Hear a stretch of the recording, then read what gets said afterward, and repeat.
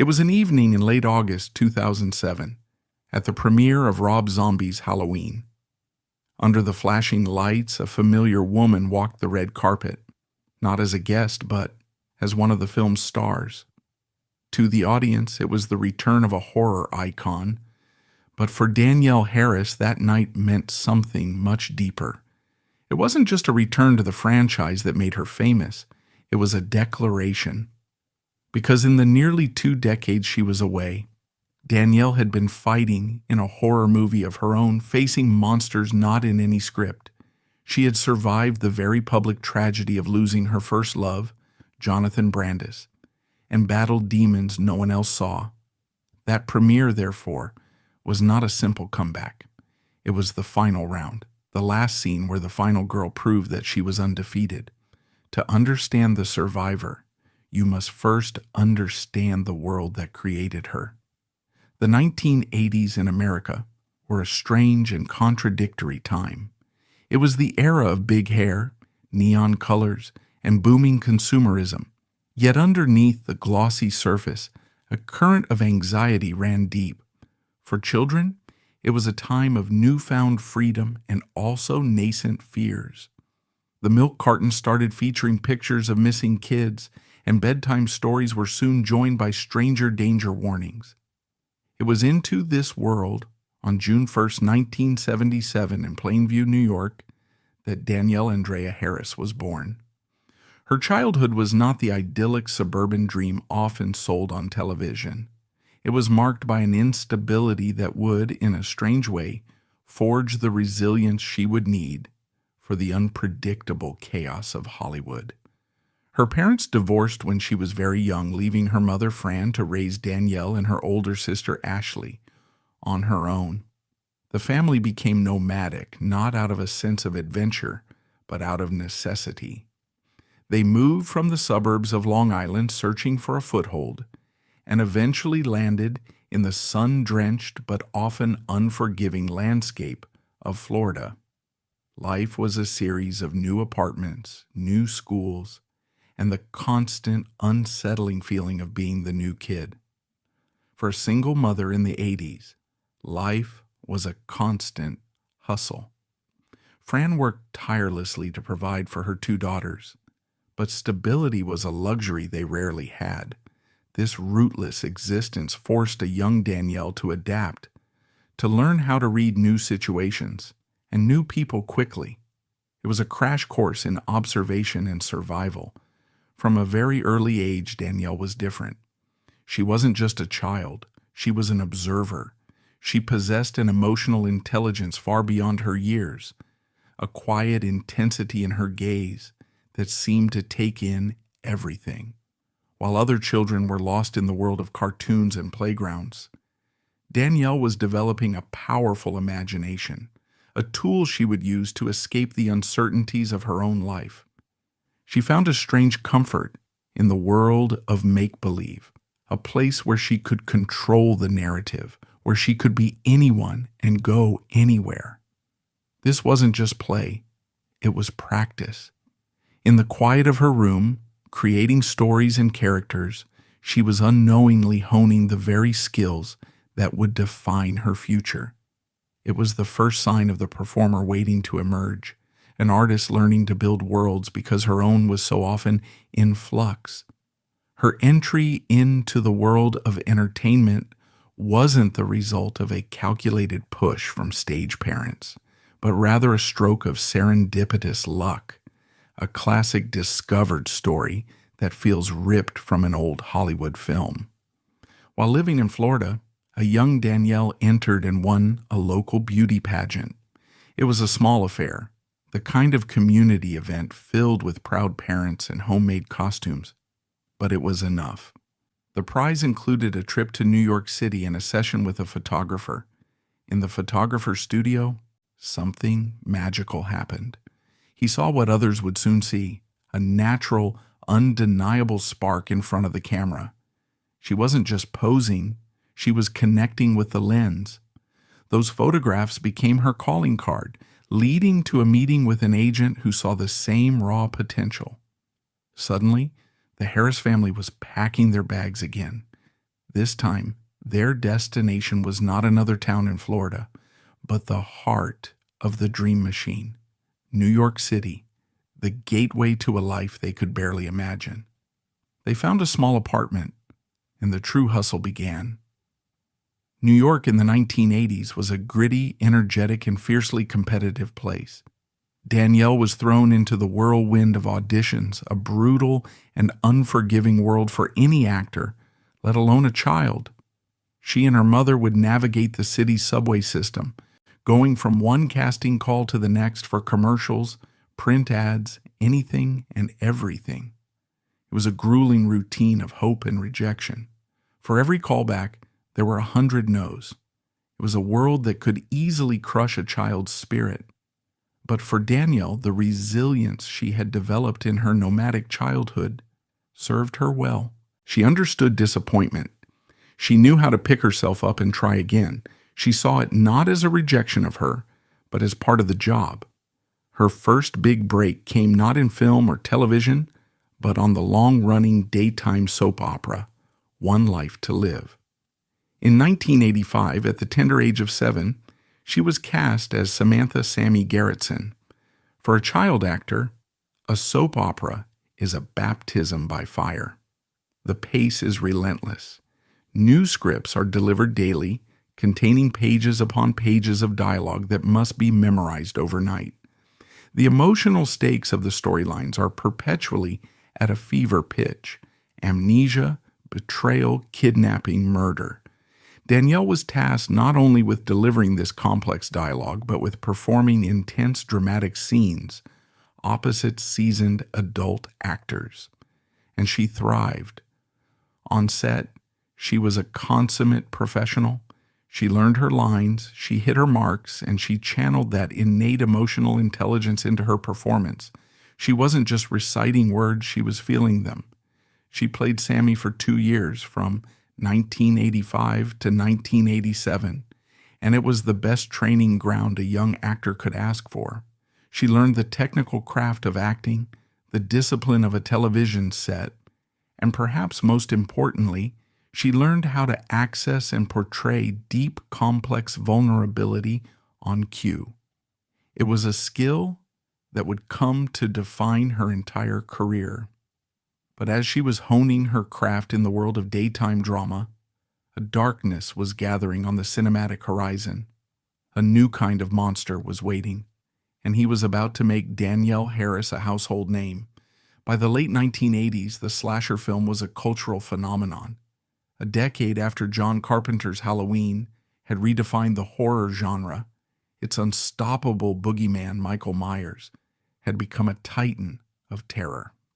However, the franchise was floundering. After the perceived death of Michael in Halloween 2, the producers had attempted to turn the series into an anthology with the bizarre and Michael-less Halloween 3, Season of the Witch.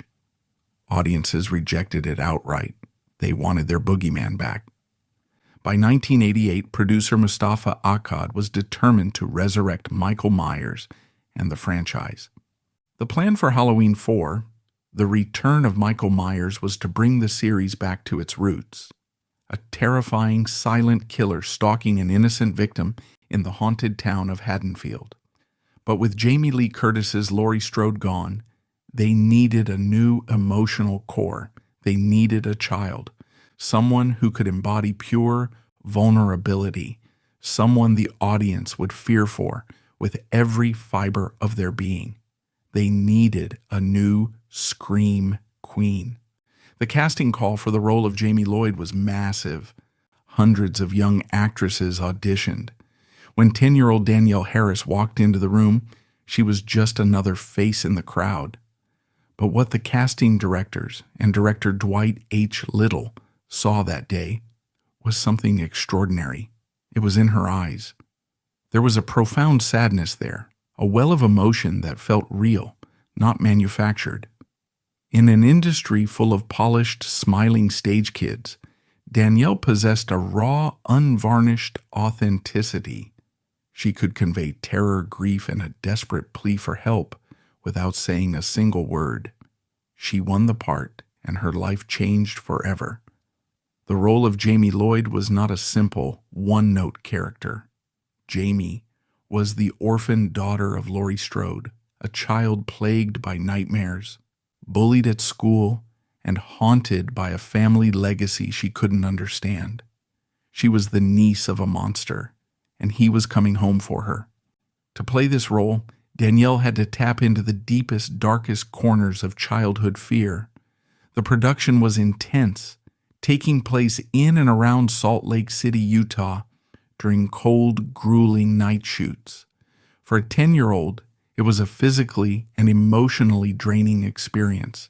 She spent weeks running, hiding, and screaming. In one of the film's most memorable scenes, Michael Myers relentlessly pursues Jamie through a house and across a rooftop. The tension is almost unbearable, and Danielle's performance is utterly convincing. Her screams are not the practiced shrieks of an actress. They sound like the genuine terror of a child in mortal danger. Years later, she would reflect on how deeply the experience affected her, admitting to having nightmares where Michael Myers was chasing her, blurring the lines between make-believe and reality.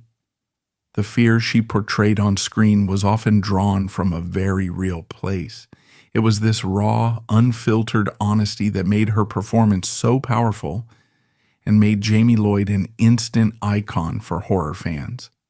When Halloween 4 was released in October 1988, it was a massive box office success, revitalizing the franchise and catapulting Danielle Harris into the spotlight. The film's shocking final scene, in which a traumatized Jamie dressed in a clown costume attacks her foster mother with scissors, mirroring the young Michael Myers' first kill, was a masterstroke. Danielle's blank, silent face in that final shot cemented her status as a horror legend. This sudden, intense fame, however, came with a terrifying dark side. Being the face of a horrifying movie meant she became inextricably linked to the boogeyman himself. She became the target of a deeply disturbed stalker, a man named Christopher Small, who became obsessed with her. He sent her threatening letters and terrifying teddy bears, a grotesque perversion of a symbol of childhood comfort. The obsession escalated until the man was arrested at her home, carrying a weapon. The experience was profoundly traumatizing for a young girl who was already grappling with simulated terror on a daily basis. The monster was no longer just on screen. He was real, and he knew where she lived. It was a horrifying lesson in the price of fame, a lesson that taught her that the real world could be far more frightening than any movie. She had survived Michael Myers, but now she had to learn to survive the much more complex horrors of reality. And so, Danielle Harris was crowned the new princess of cinematic darkness, her reign built on a foundation of genuine vulnerability and hard-won resilience. But while she was navigating the gritty, blood-soaked corridors of the horror genre, a completely different kind of kingdom was being built in the bright, mainstream heart of Hollywood. It was a world of glossy magazine covers, screaming fans, and carefully constructed perfection. This parallel universe also crowned its own royalty, anointing young men not as monsters or survivors, but as idols. As Danielle learned to confront fear, a young prodigy on the opposite coast was being taught to embody dreams. Their paths were forged in the same strange furnace of child stardom, yet they seemed destined for entirely different worlds, until the day those worlds finally, fatefully collided. While Danielle Harris was solidifying her reign as the Queen of Screams, forged in the fires of both cinematic and real-life horror, a different kind of star was being forged on the other side of the country. If the late 80s were defined by the resurgence of cinematic monsters, the early 1990s were the undisputed golden age of the teen idol.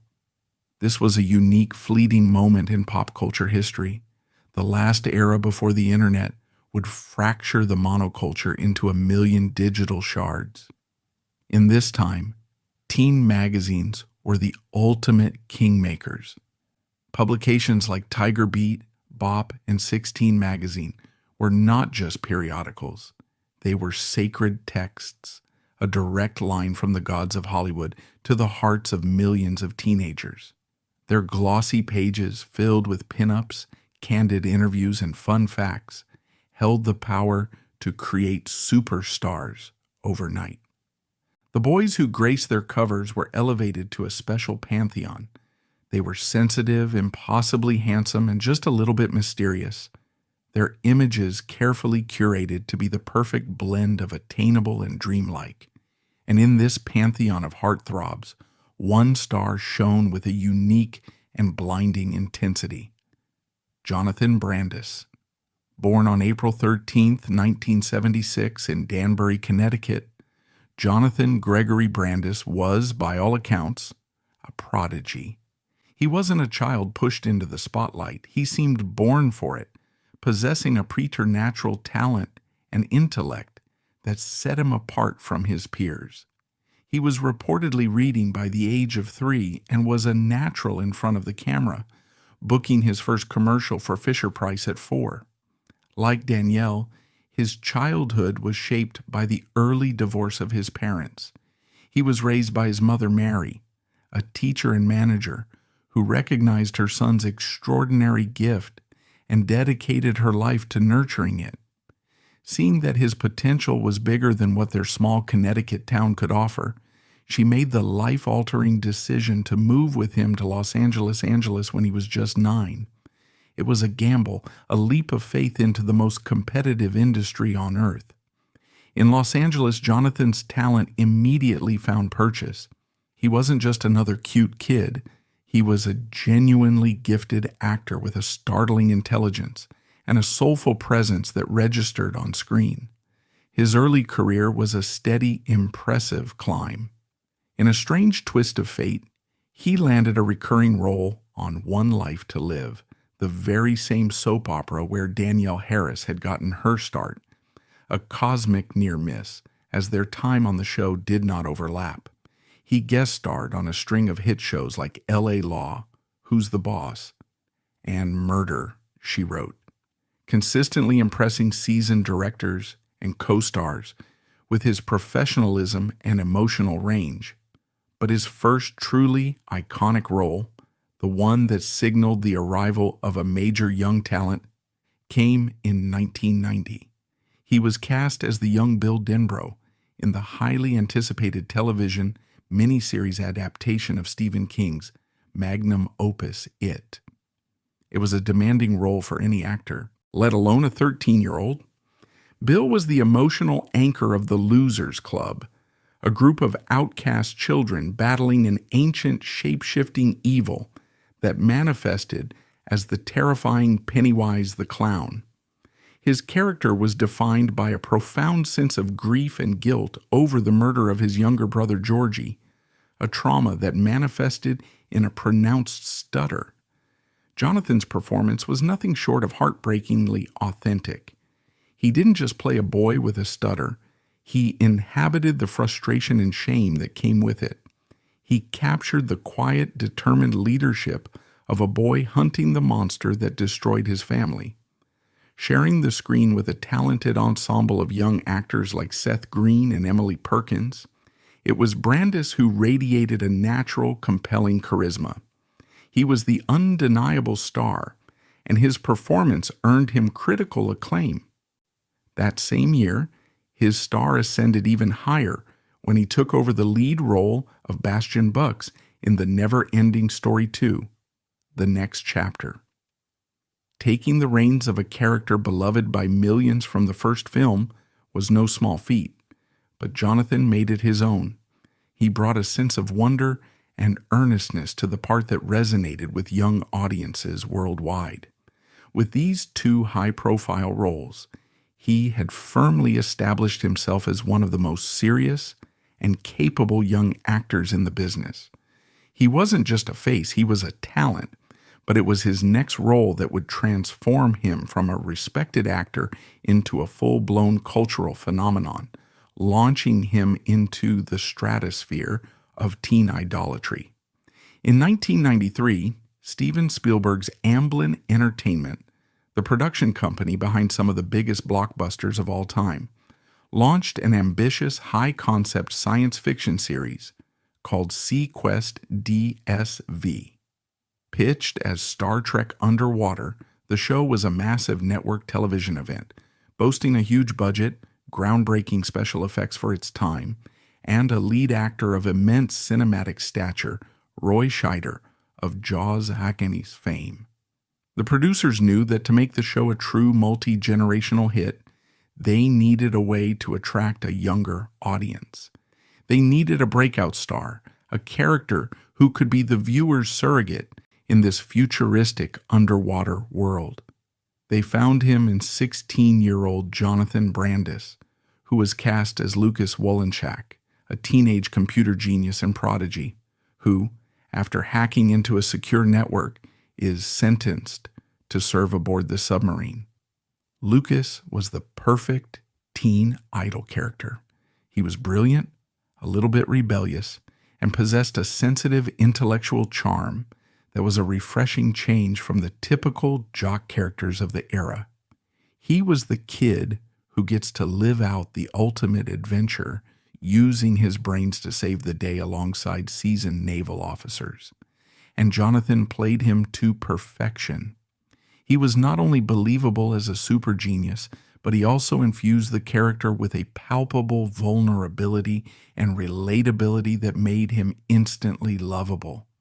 He was the thinking teen's hero. The effect was immediate and overwhelming. Almost overnight, Jonathan Brandis became one of the biggest teen idols on the planet.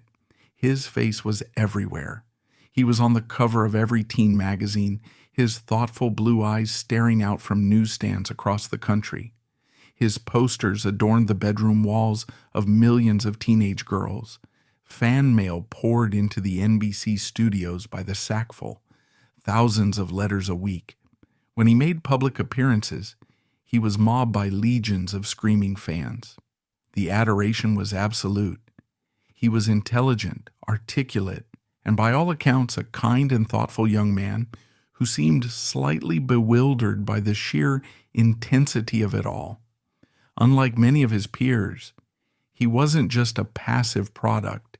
He was deeply passionate about his work, expressing desires to write and direct. He seemed poised for a long and brilliant career that would transition seamlessly from teen stardom to adult leading man. He was the golden boy. He had the looks, the talent, and the intelligence. From the outside, his life looked perfect. He had everything. This was the world he inhabited when his path finally crossed with Danielle Harris. She was the horror princess, a veteran of a darker, grittier side of the industry. He was the sci-fi prince, the bright, shining star of mainstream television. They came from different corners of the Hollywood universe, but they shared a common, often isolating experience. The strange, disorienting reality of growing up in the public eye. They were two old souls in young bodies, navigating a world that few of their peers could ever understand. And when they met in the whirlwind of young Hollywood in the mid-1990s, they found in each other a rare and precious thing, a sense of normalcy. Hollywood in the 90s was a small town, especially for its young rising stars. They moved in the same circles, attended the same movie premieres, and went to the same parties at the homes of producers and fellow actors. It was in this vibrant, high-energy environment that Danielle and Jonathan found each other. Introduced by a mutual friend, the connection was reportedly instant. They began dating around 1995, at the absolute zenith of Jonathan's Seaquest fame, and during a transitional period for Danielle, as she skillfully moved from child horror star to versatile teenage actress, taking on tough, interesting roles opposite action stars like Bruce Willis in The Last Boy Scout and Sylvester Stallone in Daylight. For a time, they were the quintessential 90s teen dream couple. He was the biggest heartthrob in the world. She was the cool, edgy scream queen with an impressive filmography and undeniable talent. They were young, beautiful, and in love. They attended premieres together, their arms linked, smiling for the flashing cameras of the paparazzi. In a world of carefully curated images and public relations managed relationships, their affection seemed genuine and refreshingly real. What drew them together was a shared understanding that no one else could fully grasp. They had both spent their entire childhoods on film sets, working with adults, and shouldering responsibilities far beyond their years. They understood the unique pressure of memorizing lines while trying to finish homework, the exhaustion of 14-hour shooting days, and the bizarre, out-of-body experience of seeing your own face on a movie poster or a magazine cover. They could talk to each other about the strange duality of their lives, the on-set persona and the private self. With each other, they didn't have to pretend. Jonathan wasn't Lucas Wollenjack, teen genius, and Danielle wasn't Jamie Lloyd, Michael Myers' niece. They were just John and Danny, two kids trying to navigate the treacherous waters of fame and first love, finding a much-needed anchor in each other. For a fleeting moment, they had created a perfect, private paradise amidst the chaos of their public lives. But in Hollywood, no paradise is safe from the encroaching storm.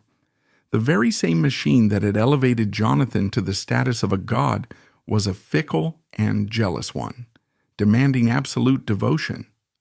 The perfect image of the teen dream couple that seemed so idyllic from the outside was, from within, subject to immense and corrosive pressures.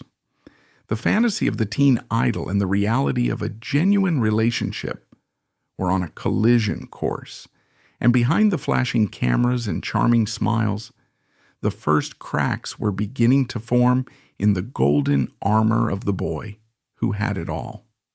Their shared anchor was about to be tested against the full force of a hurricane. Their relationship provided a much-needed anchor in a world that was constantly shifting beneath their feet. Friends and colleagues from that time described them as being incredibly sweet together, deeply connected. Jonathan, known for his serious and intellectual nature, was said to be completely smitten, often looking at Danielle with open adoration. And Danielle, who had been forced to grow up so fast by the dark subject matter of her films and the even darker reality of being stalked, found in him a partner who saw beyond her tough girl horror movie image. He saw the funny, smart, and sensitive young woman underneath. They did the Hollywood equivalent of normal couple things, attending movie premieres, supporting each other's work, and simply hanging out, away from the cameras, trying to carve out a small piece of the world for themselves. It's said that Jonathan, a burgeoning writer and director himself, deeply encouraged Danielle's own creative ambitions, recognizing her talent not just as an actress, but as a storyteller.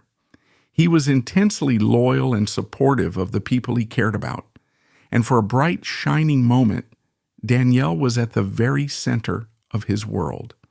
But being a high-profile couple, especially at that age, came with its own set of immense pressures. Their every move was scrutinized. A dinner out could end up as a candid photo in a magazine, their body language analyzed by strangers. Their relationship became a part of their public narrative, another commodity to be consumed by an insatiable public. For Jonathan in particular, this was a heavy burden.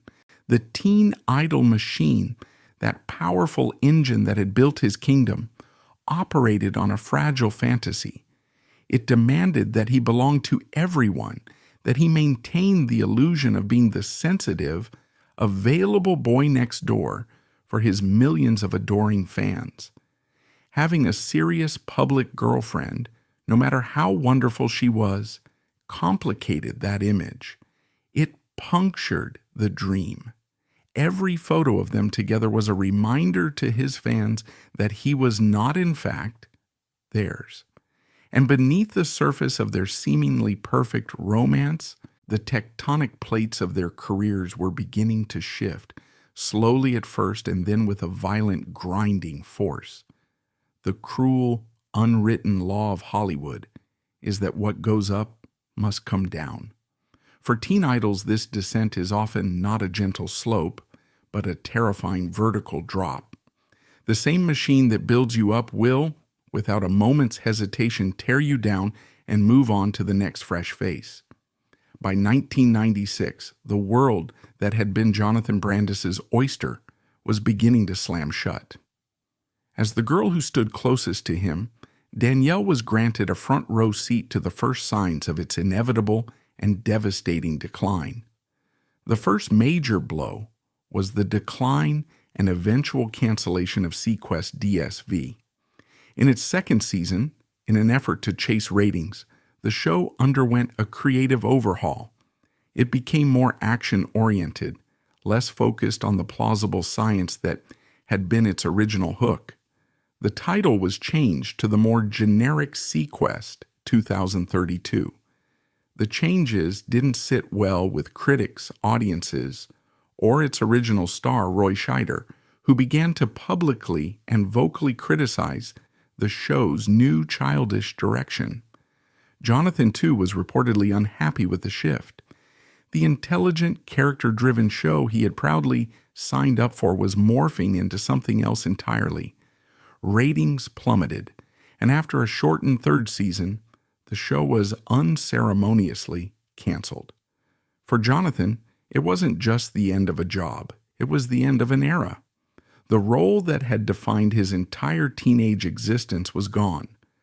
At just 19 years old, he was already a veteran of the industry, but he was now faced with the most difficult challenge any young actor can face: the transition from teen idol to adult star.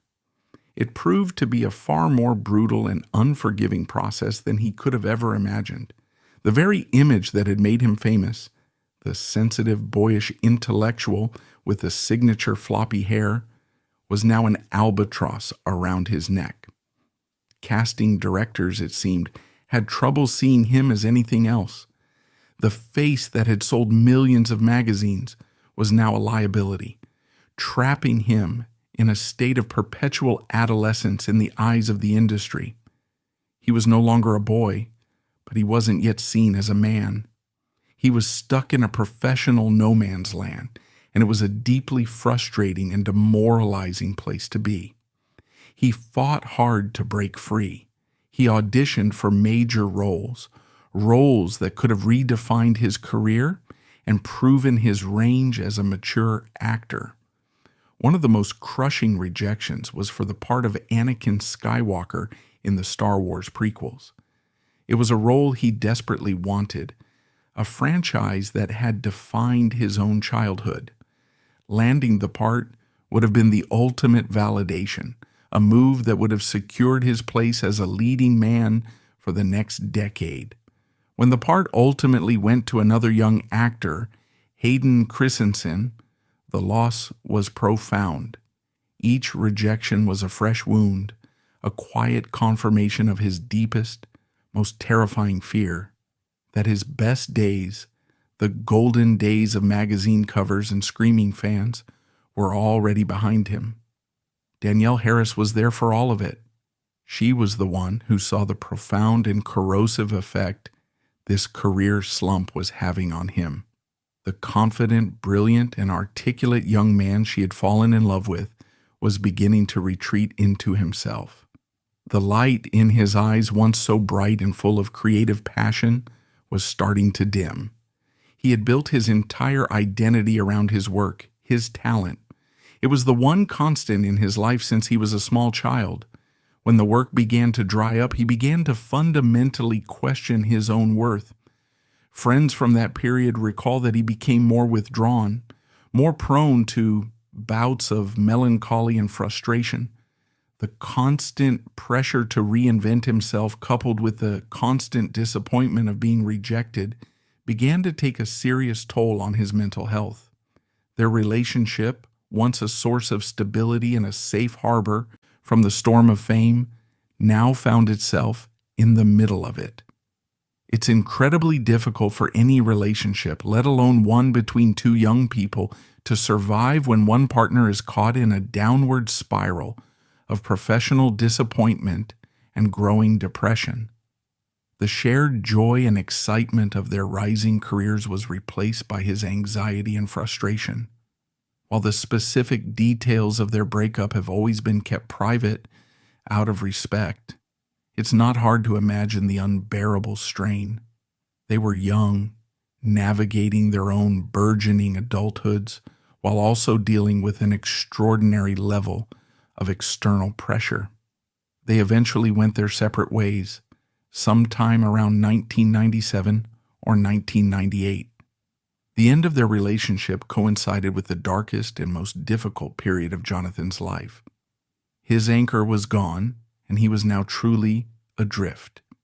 Danielle, meanwhile, was forging her own path, a path defined by the same grit and resilience that had characterized her childhood. While she also faced the industry's challenges of transitioning from a child actress, she had never been defined by the same kind of explosive, all-consuming fame that Jonathan had. Her identity was rooted in her craft, not in being a heartthrob. Her fame was a slow burn, built on a foundation of solid work rather than fleeting hype. This allowed her to adapt and evolve. She continued to work steadily, taking on a diverse range of roles in films like the hit slasher Urban Legend, and on television, building a resume that showcased her versatility. She was a survivor, accustomed to the industry's brutal ups and downs, but she watched from a distance as the man she had once loved struggled desperately to find his footing. She would hear things through their circle of mutual friends, whispers of his deepening depression, his drinking, his despair. It must have been agonizing to witness, to know the brilliant, sensitive soul that was being slowly crushed under the weight of a cruel and indifferent industry. She had seen the early warnings, the first signs of the coming storm when they were together. But no one, perhaps not even Jonathan himself, could have predicted just how tragic and final its conclusion would be. With the end of his relationship with Danielle, Jonathan Brandis lost his last safe harbor. He was now completely alone, facing the brutal indifference of the industry he had given his life to. The subsequent years were a painful spiral, a slow-motion fall from a height few ever experience. While Danielle continued to build a career on a foundation of grit, Jonathan fought desperately to stop his own from crumbling into dust. His struggle became more solitary, his hope more fragile. The story was no longer about a couple navigating the pressures of fame, but about a young man battling the crushing weight of perceived failure and the encroaching darkness of a profound depression, a battle that would lead to one final devastating act. After the breakup, Jonathan's struggles, which had begun as a slow, creeping anxiety, intensified into a suffocating despair. He was still working, taking roles in independent films and television movies, but he could never regain the incredible momentum he had lost. Each small part felt less like a step forward and more like a confirmation of how far he had fallen. To the outside world, he was a working actor, but in his own mind, haunted by the memory of his former glory, he felt like a failure. He was adrift in the vast, indifferent ocean of Hollywood, a former king in a kingdom that no longer recognized him, his past success feeling more like a cruel joke than a comfort. To cope with the ever-present depression and the sting of constant rejection, he reportedly began to drink more heavily, seeking solace in an escape that only deepened the shadows around him. One of the most painful and public examples of his perceived decline came in 2002. He landed a significant part in Heart's War, a major production starring A-list actors Bruce Willis and Colin Farrell. For Jonathan, this was not just another role. This was his chance. It was his opportunity for a real comeback, a way to prove to the industry and to himself that he possessed the talent and gravitas to be a serious adult actor. He poured everything he had into the role, preparing meticulously and delivering a performance he was reportedly very proud of.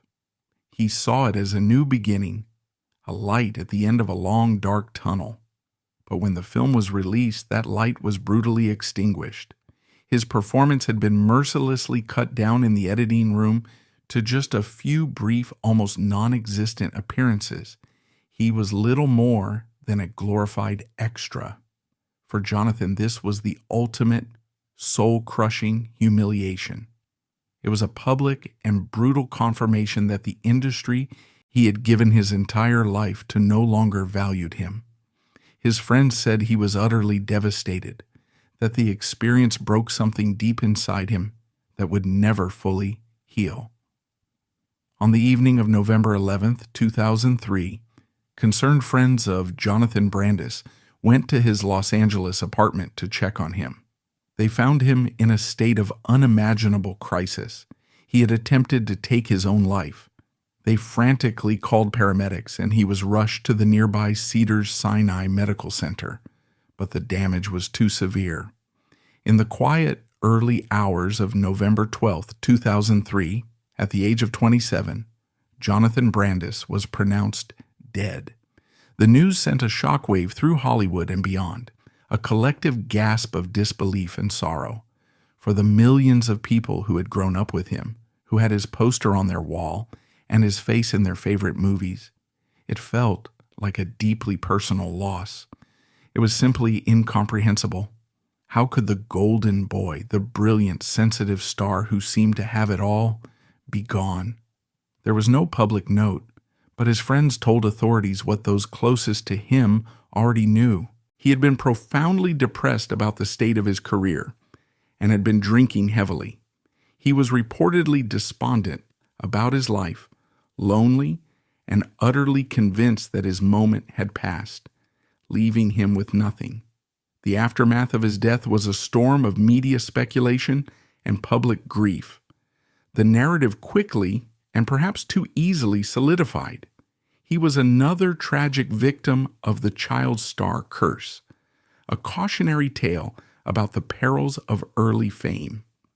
His story was dissected, analyzed, and often sensationalized.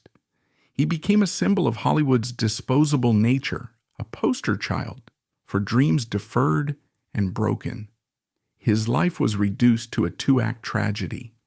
For Danielle Harris, the news must have been a unique and devastating kind of heartbreak. This was not some abstract tragedy of a celebrity she once knew. This was John, her first love, the boy with whom she had shared a formative, intense, and deeply meaningful period of her life. While she has always been incredibly private and respectful when speaking about him, one can only imagine the complex swirl of emotions, gut-wrenching grief, a profound sense of regret, and perhaps a deep aching sadness for the brilliant light that had been extinguished. She had to mourn him in the shadow of a public spectacle. His death became a story, a headline, a piece of pop culture lore. But for her, it was devastatingly surreal. She knew the person behind the poster, the human being behind the headlines. She had seen his struggles up close. She had witnessed the beginning of the spiral. His death wasn't just a curse, it was the tragic culmination of a long and painful battle with depression, fueled by a brutal industry that builds up its young only to discard them with chilling indifference. In the years that followed, Danielle continued to build her life and career with a quiet strength and fierce determination. She did not let the darkness of her past, a past that included both fictional and real monsters, consume her.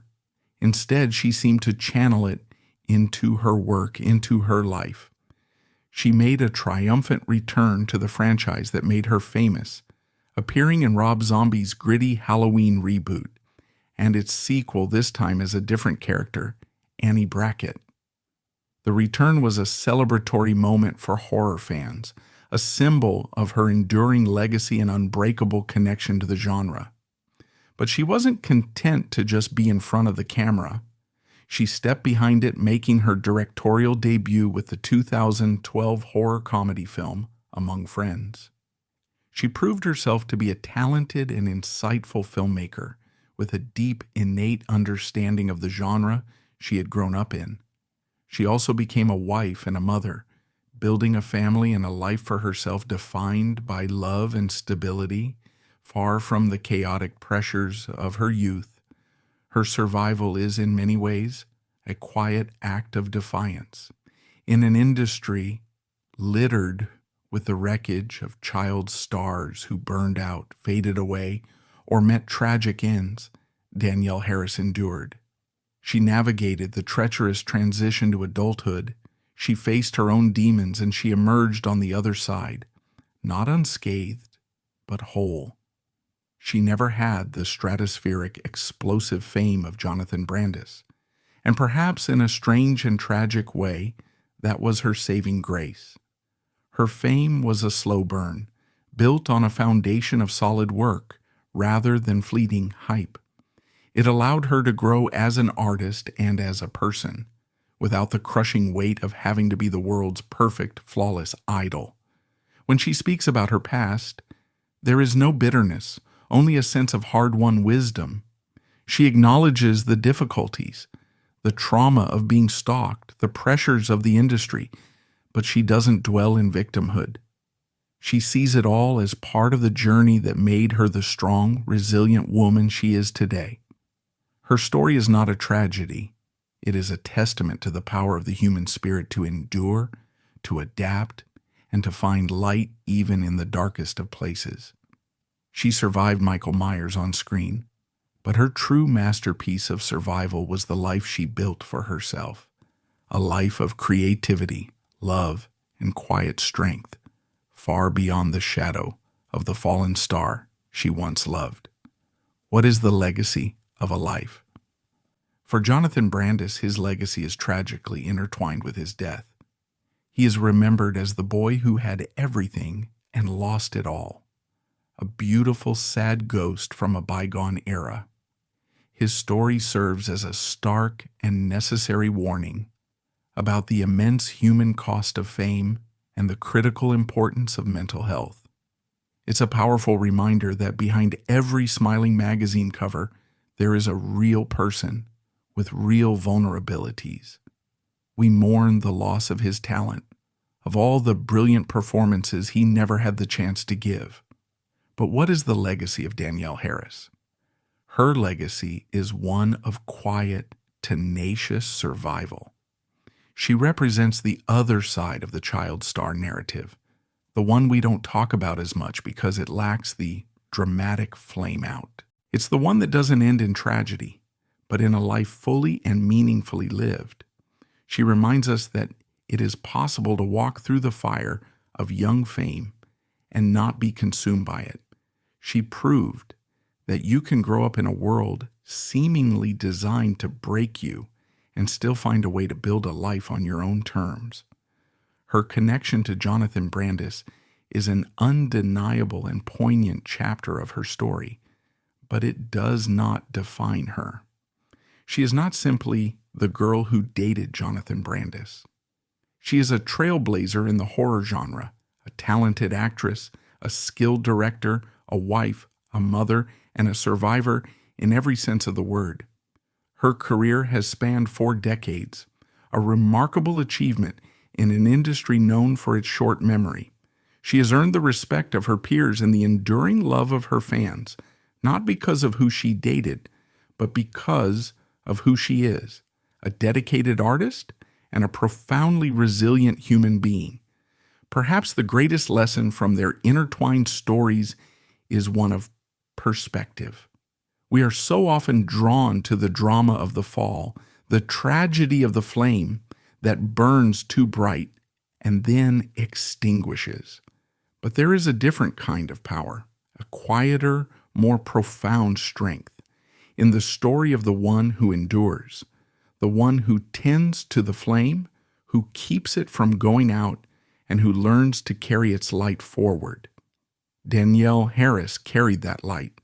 She lived through the whirlwind, she witnessed the heartbreak, and she found a way to create a life of meaning and purpose. She didn't just survive the curse, she proved it never had to be a curse at all. Her story isn't just about the girl who lived, it's about the woman who learned how to thrive.